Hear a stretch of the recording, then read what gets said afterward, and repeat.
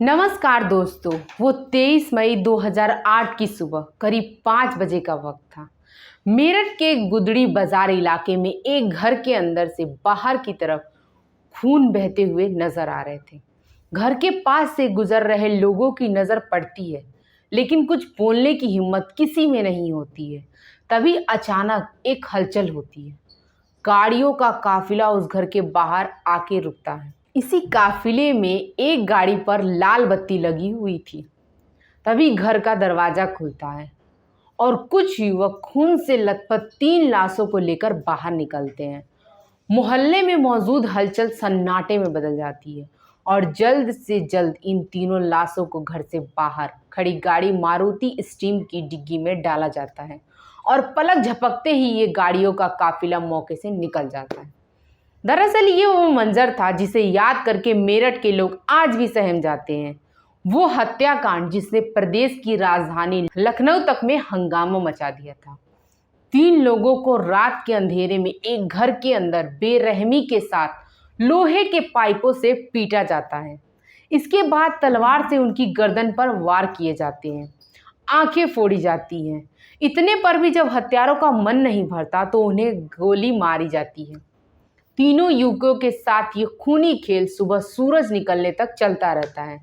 इसके बाद जब हैवानियत का नशा उतरता है तो लाशों को गाड़ियों में भरकर पड़ोस के बागपत जिले में हिंडी नदी के किनारे छोड़ दिया जाता है। जिनकी हत्या हुई है उनके नाम थे सुनील ढाका, पुनीत गिरी और सुधीर उज्ज्वल। और जिसने इस पूरे हत्याकांड को अंजाम दिया उसका नाम है इजलाल कुरैशी। आखिर क्या थी इस हत्याकांड की वजह? उन तीनों युवकों का हत्यारे इजलाल कुरैशी के साथ क्या विवाद था जिसकी वजह से उन्हें बेरहमी के साथ कत्ल कर दिया गया? वो तीनों उस रात इजलाल के घर पर क्या करने आए थे? एक घर के अंदर 3 लोगों को बेरहमी से मारा पीटा गया और आसपास के लोगों ने चीखें सुनने के बावजूद पुलिस को फोन करने की हिम्मत तक नहीं की। आखिर क्यों? इन सवालों के जवाब जानने के लिए हमें 16 साल पीछे साल 2008 में जाना होगा, जब मीट कारोबारी इजलाल कुरैशी की मुलाकात मेरठ कॉलेज में पढ़ने वाली शिवा सिरोही से हुई।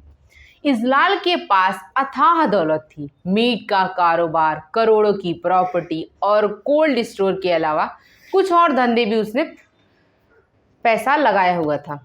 उसके फार्म हाउस पर हर दिन रात भर पार्टियां चलती थी। इजलाल के ताऊ के बेटे हाजी शाहिद अखलाक उस वक्त मेरठ लोकसभा सीट से सांसद थे। बेपनाह दौलत और बेशुमार ताकत रखने वाले इजलाल की नज़र जब शिवा पर पड़ी तो पहली नज़र में ही वो दिल हार बैठा। मेरठ के कैंट इलाके में अपनी माँ और बहन के साथ रहने वाली शिवा सिरोही की हसरतें भी कुछ ऐसी ही थी। परिवार ने सेना के एक अफसर के साथ उसकी शादी की, लेकिन शिवा की हरकतों की वजह से ये शादी ज़्यादा दिनों तक नहीं टिक पाई। नतीजा ये हुआ कि शिवा ससुराल छोड़कर मायके रहने लगी। इस बीच इजलाल की लग्जरी लाइफ और उसकी दौलत की चकाचौंध ने शिवा को अपनी तरफ खींच लिया। एक तरफा इश्क में पागल इजलाल उसके ऊपर दिल खोलकर पैसे खर्च करता था, लेकिन उसी दौरान इजलाल को पता लगा कि शिवा सुधीर उज्ज्वल नाम के लड़के से भी बात करती है। इजलाल पहले से ही सुधीर को जानता था। उसे ये बर्दाश्त नहीं हुआ कि शिवा उसके अलावा किसी और से भी बात करती है।